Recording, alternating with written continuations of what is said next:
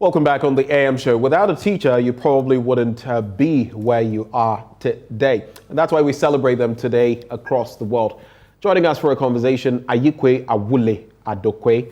He is with the Coalition of Concerned Teachers. Mr. Adokwe, a very good morning to you, sir.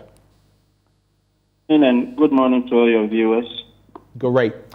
On a momentous day like this, as we celebrate in the country and up north here in Ghana, what are your reflections on the teaching profession in our country, and what do you make of this day which we celebrate today? Thank you very much. I would like to, first of all, congratulate all teachers in Ghana for what they have achieved for Mother Ghana in times of all these difficulties. Those who are being sidelined or have been put in a position where they will be receiving awards, and those who are still in the classroom teaching even as we speak now. I say congratulations to all of them. And I would like to narrow down to the theme of this occasion, that transformation of education depends on the teacher. I think we've gone through a pandemic, COVID-19, and for almost a year, all around the world, there was this difficulty in teaching and learning. And so we realized that there is a need for us to do more as a country, not only for our children, but even for the teacher. The kind of training we even give to our teachers must change. Teachers ought to go through in-service training to ensure that they can even do online teaching, or as we know, digitization has taken over everything that we are doing.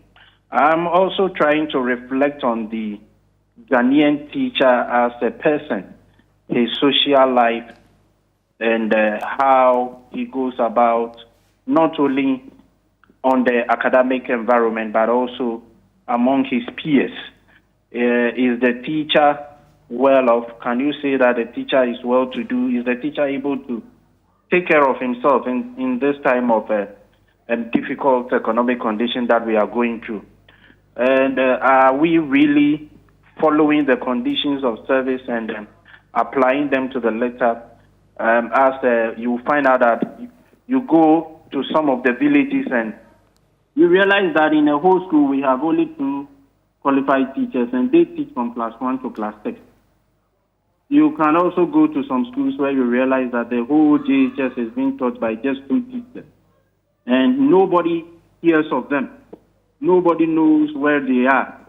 Nobody even knows that they are there for them to even be their names to even be mentioned and to be awarded in one way or the other. And so we are looking at all these people and how much the country can put in to support this kind of teachers in whatever they are doing. Now, you already started broaching the subject of the teaching profession and all of that, even at the tertiary level. I remember clearly how some years back, I believe it was the KNUST that wanted to recruit a teacher from some other African country, I think Zimbabwe of all places. And this teacher said that the salary structure, the scale was simply beneath him. It was embarrassing, to say the least. But is the teaching profession, even at the highest level, at the tertiary level, is it rewarding in Ghana? And what more can we do to make the teacher better off in our country? I think you know what we are hearing. You've heard even last week, the UTAC and other affiliate bodies have served the notice that allowances are not even being paid, and if not, they will embark on an industrial action. Right. This will tell you that from the preschool level, basic school, secondary school, to the tertiary level, things are not right. If you compare the salary that a teacher takes, an average teacher in Ghana, I know a teacher who has taught for over 30 years. He is an assistant director 1, and his salary is even not more than 3,000 Ghana. Wow. So I don't know even how to compute it into dollars. About $300, right? Even less than $300. It's almost as though for every 10 years of teaching, he had been earning 1,000 cedis. Yes. So it tells you that things are not right, and as compared to other countries. No wonder you find out that when the opportunity comes, some teachers will find their way to South Africa and some of these other countries because they have, and even some of the Turkey and some other, because they have the English background, just to go and teach English so that even if they are receiving $1,000 in a month, they prefer that one than being in Ghana with the stress, transportation costs, and you don't even have the necessary teaching and learning resources to do what you wish you could do. So things are really difficult, not only at the basic level, but even at the tertiary level. So we are teaching because we have to teach, and we are doing our best. We like the job, but at the same time, we would like government and other agencies to look at the welfare of the teacher to ensure that the teacher at least is able to take care of himself and his family so that he can give up him or her best. Of course, all of these conversations we're having trigger conversations around minimum wage, around the benefits for teachers across the strata. How well do you feel this administration, this government has fared in bettering the life, the lot of the ordinary teacher? Even as we speak, the Public Services Joint Standing Negotiating Meeting have not been held for us to even know the minimum wage and then the base pay for 2023. We are even yet to do that. By law, we should have done this in April. And I think it's not been too good. It's not been good at all. Gone are the days when we could even see salary increment of 18%, 15% and co. Now you are hearing salary increment of us. Maybe the highest has been 10% since this present government. So in recent years, I think in the last 2 years, 4% and 7%. Yes, and I'm saying the highest has been 10%. Right. And then the last 2 years, we had 4 and 7. So look at for about 6 years now, the highest has been 10%. Then even the least, talking about 4%. So it's not been good. It's not been good. If we have not fought for this 15% cost of living allowance, which has already eroded, I think the plight of the Ghanaian teacher would have been worse off. Talking about our conditions of service, it is even not being fulfilled. Vehicle maintenance allowance is not being paid. Teachers teaching in rural areas, there is a need for them to receive 20%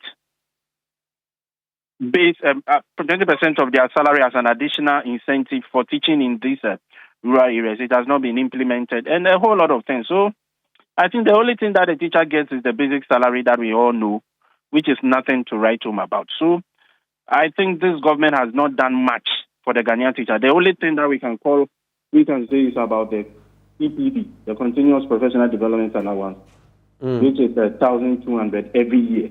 Approximately, then we can say 100 cedis a month. And it doesn't even commensurate or match up to the amount of money we spend in building up our points when we go for workshops and all this. Because you go for one workshop and they are charging 70 Ghana cedis, your TNT, your feeding and everything. And a month, even if you go twice, look at the amount that we are going to spend. So I think the government needs to sit down and do something more for the Ghanaian teacher. It is like we are not seeing the interest when it comes to the welfare of the Ghanaian teacher. Even talking about the Ghana teacher prize, I think His Excellency the Vice President has attended the program twice. That is all. That is the highest official that has ever attended the Ghana Teacher Prize program, and it is the Vice President of Ghana twice. His Excellency the President has never attended. Sometimes you don't even find the Minister of Education. Last year, the Minister of Education wasn't even there. So I think government needs to sit up and let teachers know that we are recognized. And that's an interesting point you make. Government needs to sit up and let teachers know they are recognized, or you are recognized. So just hold for me, Mr. Adokwe. Let me bring in Professor Solomon Nunu, who is UTAG president. Prof. Nunu, a very good morning to you, sir. Good morning, and thanks for having me. Great. It's interesting because Mr. Adokwe says, I posed the question to him about this administration and how much had been done for teachers, and he was rather pessimistic, not enthused about where the teacher finds himself currently. Today we celebrate teachers across the world. How much is there to celebrate in Ghana? Here in Ghana, the situation at the tertiary level is no different from the picture being painted by Emeka Adukwe. Because you look also at the tertiary education sector, there are so many unfulfilled issues concerning conditions of service that on a daily basis we are always hampering upon. Today, I'm sure you might have come across the communicate to our members and also to the media concerning the pending strike action, which has to do with vehicle maintenance allowance, off-campus allowance, and so on. So, yes, the government may be trying its best, but from where we sit as teachers at the tertiary education sector, we think that it's not much, it leaves much to be concerned. Let's talk about that latest statement that you put out as a union. Let's just take a quick look at it. So, of course, it has to do with the blatant unilateral variation of agreed conditions of service in the face of hostile economic conditions. And following the press conference by Utah Gawa, the SSE, the University of Ghana, and TEU GH with FUSAG in attendance on Wednesday, the 28th of September, at the University of Professional Studies, the national leadership of the four labor unions have had a series of engagements between some stakeholders of tertiary education institutions in Ghana. And you state in there, upon further deliberations among the national leaders, we write to communicate that the intended strike action or industrial action of all labor unions in the public universities in Ghana takes effect from Thursday, the 13th of October 2022. This gives the employer and all stakeholders of tertiary education in Ghana one crucial week to reverse the directive that seeks to negatively compromise the conditions of service of university workers. And you say at the end, meanwhile, the national leadership of the labor unions in the public universities in Ghana entreat all members to stay calm and cooperate with leadership as we navigate this trying moment.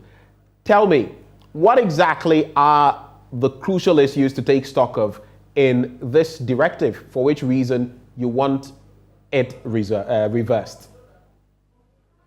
From time immemorial, for as long as I've worked in the sector education space, when it comes to off-campus allowance and vehicle maintenance allowance, it's always been tied to liters of fuel. So actually, I'm entitled to about 20 gallons of fuel. So 20 gallons of fuel normally we have to take a liter rate, which is actually released by the employer from time to time.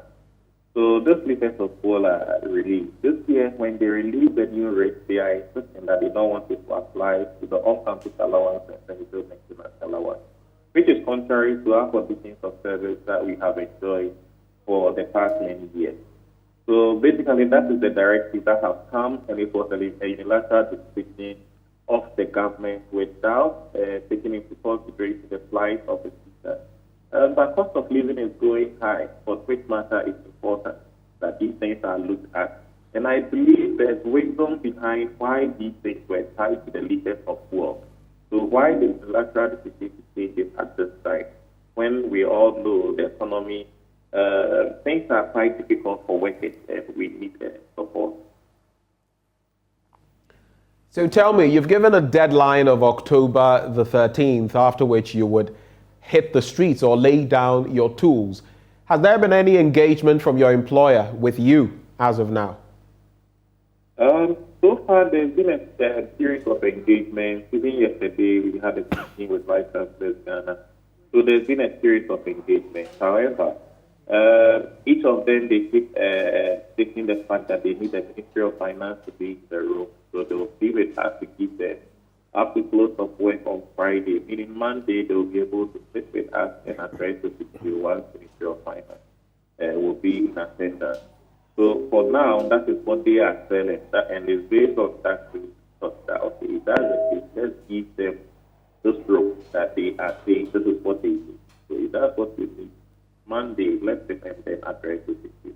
Otherwise, then we have no other reason to lay down our tools, because we can't afford the floor to come to the office. So that first meeting to which you were called, would you say it was at least a step in the right direction, fruitful? I think for now, we are only trusting them that they would do their side of the package. And it's based on those facts that we are allowing another week to pass.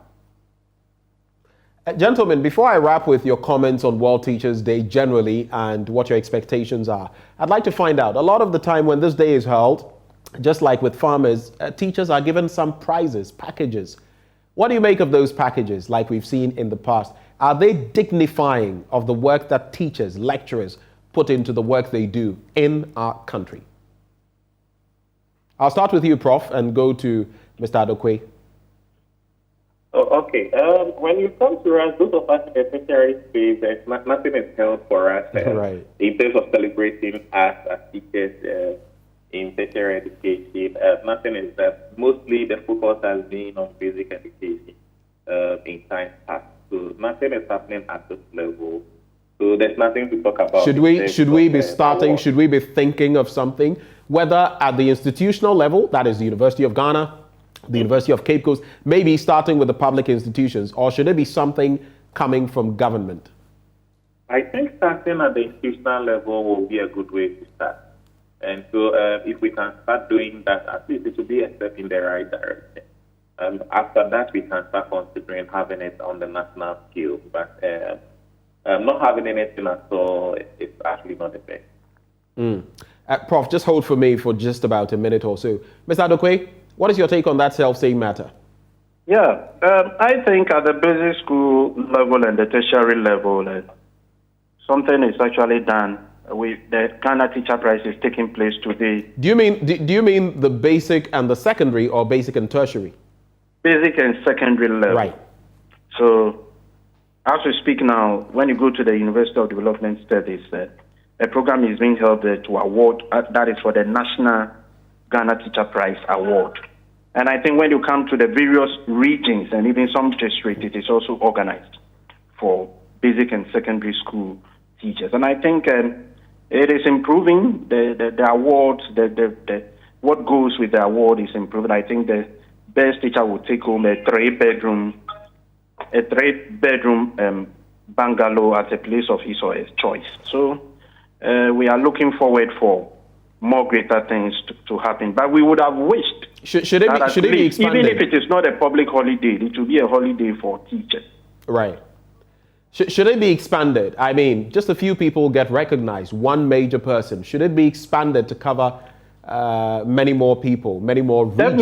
Definitely, it should be expanded. I think when it started, first, second, third, but now we have even added best basic school teacher, best secondary school teacher, best preschool teacher, and all those aspects.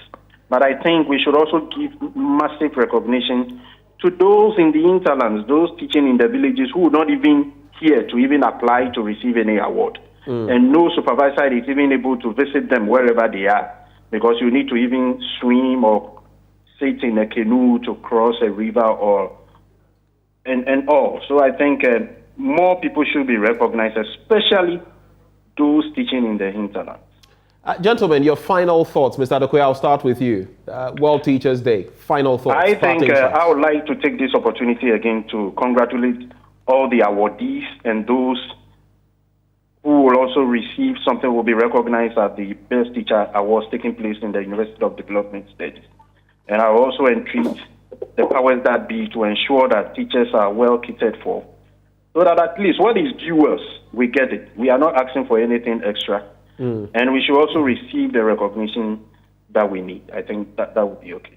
Mr. Adokwe, we're grateful that you took the time to join us. Very meaningful conversation we've had. Professor Nunu, you have the parting shot. Yes, I would like to wish all teachers in the tertiary education space, especially university teachers, well on this day. And I wish for them to be able to work and be able to bring many of the teaming youth who visit or come to our university for training. They will be able to attend to them and keep them there. So our employer will encourage them to do more. They should be able to do better than what they have been trying to do in the past, because the world cannot be any better place without the teacher. Professor Nunu, we're grateful for your time. Professor Solomon Nunu is UTAG president. Well, we're about to wrap right here on the AM show. We'll take a little breather and return with some messages. Do stay. That we have found a need to also reform